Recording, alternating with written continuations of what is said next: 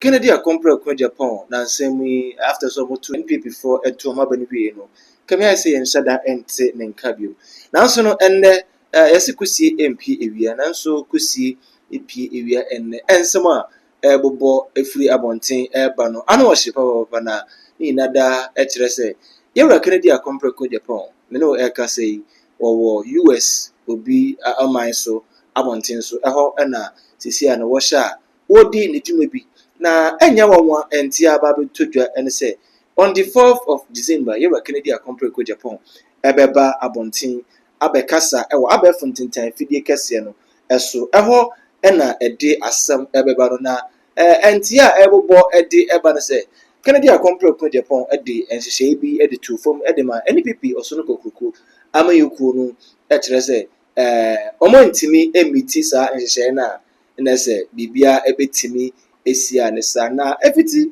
sa abre no ede besi ena me no ekese impenifo ya omo edi Kennedy a compare ko Japan echi ekire se NPP before entimi emiti sa target na yero Kennedy a compare ko Japan ede ema omo no eno ntino yero Kennedy a compare ko Japan ebeba bekasa December 4th na enkosi December 4th na se omunya ene no enko nhyehyɛ na oni omo ekɔ ene dia yehwɛ enim se obe declare the new political party na so no so ebegina independent ebusua wonwa odwene ho a onti ase Kennedy a compare ko Japan be stand independent wa abra sense si on NPP before akon so mo ntimi endi so te said the open na sa na ebeye ebusua ne mpanimfo no bi akasa ne enkonkotie bi emfa embra yeba ebeto aso edi amo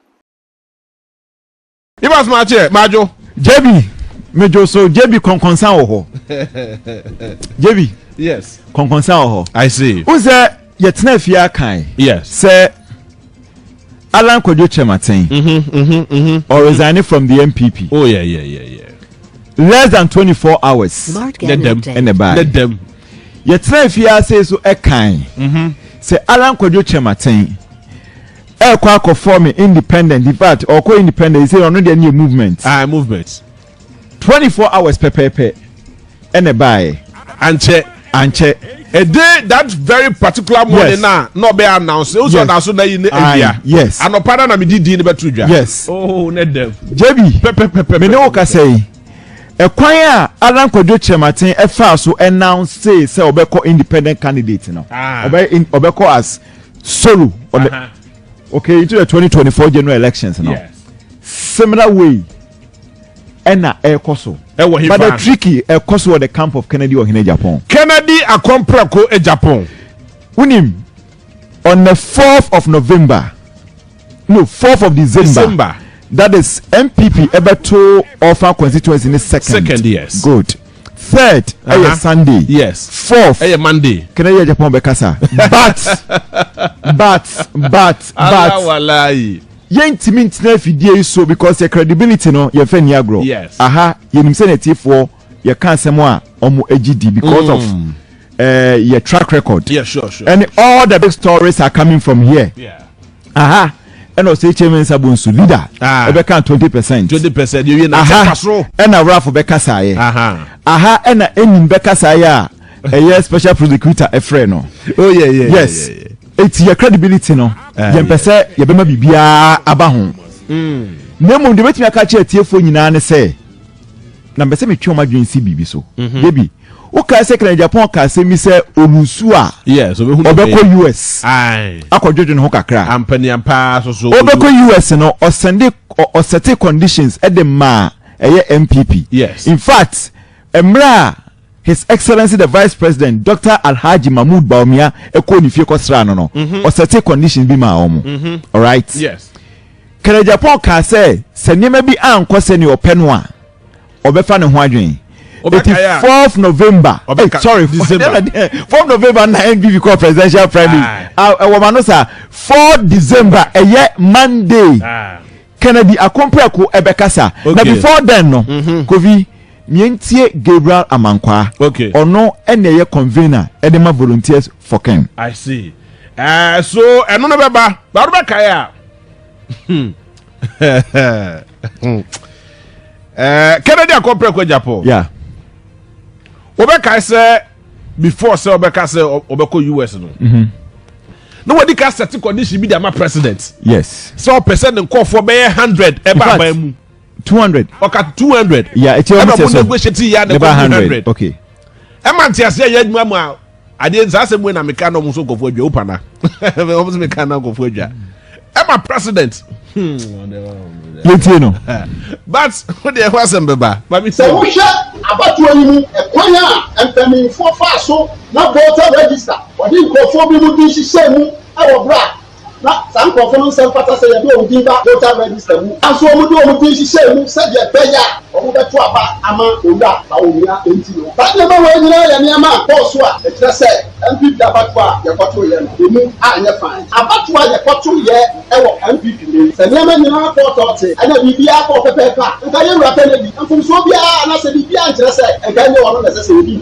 Nanso abato ye ahya se e di kwose awie ye. Ye wo se ne ma bebre e na boss a entwa yi. Ene ma no bi ni se. Ye wo se da mu panifo nyina MP4 party mu panifo ministers. MDCs anyone make a hunya. What candidate back which some tietia. Some tintin tietia and say, let me a Gideon actually said, Denver, Canada, the 4 year campaign, and the man, I was only a camino, they say, so no, and I will do a mayor minister of Ampany in fear. Then you call from what 4 year campaign, then I call from war.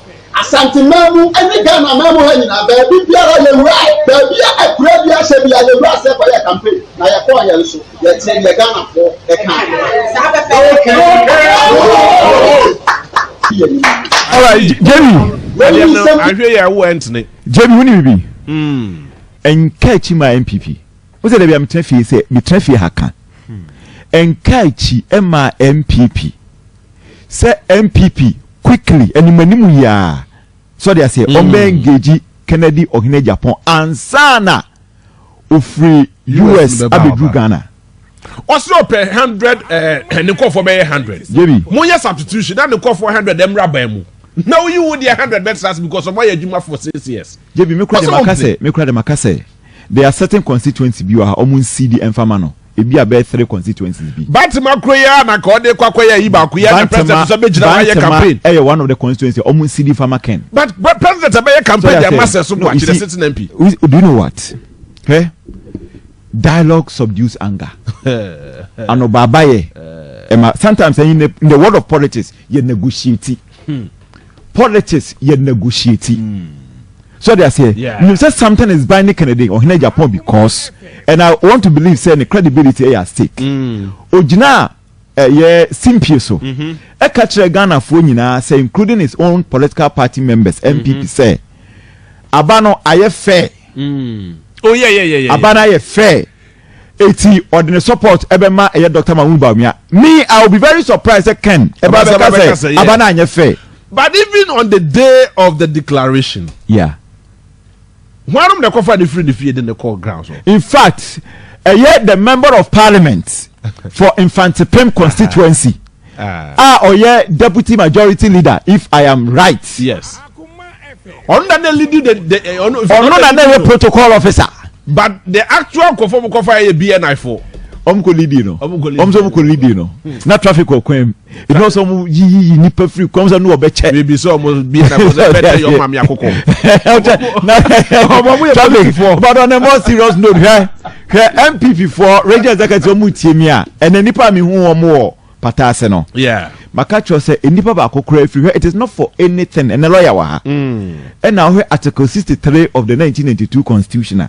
Say me right here. The lawyer be correct me. About a year voting. Okay. Was it more than over 50%? Let's say 50% plus 1. Say I don't know no say any partner or no a year peeved in one to abanwa. Abana was a runoff.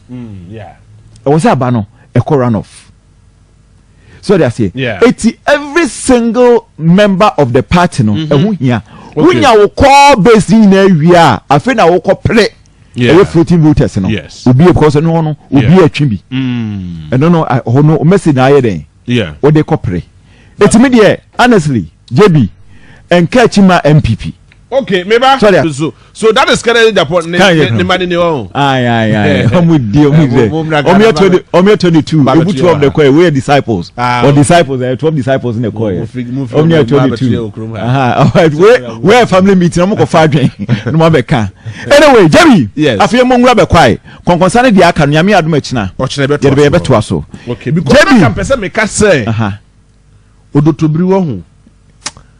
Ye bi unim. Esa nkomo bi amadi yen wati atifo na petai nyame adom achina odo bi asem nka biem ampa o Dabi eno na eda ho no na mpanifo ekasa ni omanfo a ekasa yi kire se yero Ken Agyapong Japan sade omoka edito se papa Alan Kodechimanten enche obetene party ampampa nso wote ne party no sa enso na Ken Agyapong Japan yenhwe mfemfiri ono nso nchen kosi se ono nso ebetene party because emra na odiama NPP for no so mo ntimi endi so amfama na sa na obeye ebusu subscribe to YouTube channel like na afi sign share mame onso comment ehun enyam papa eno nti onso true go na yenkenkan emfa ema makro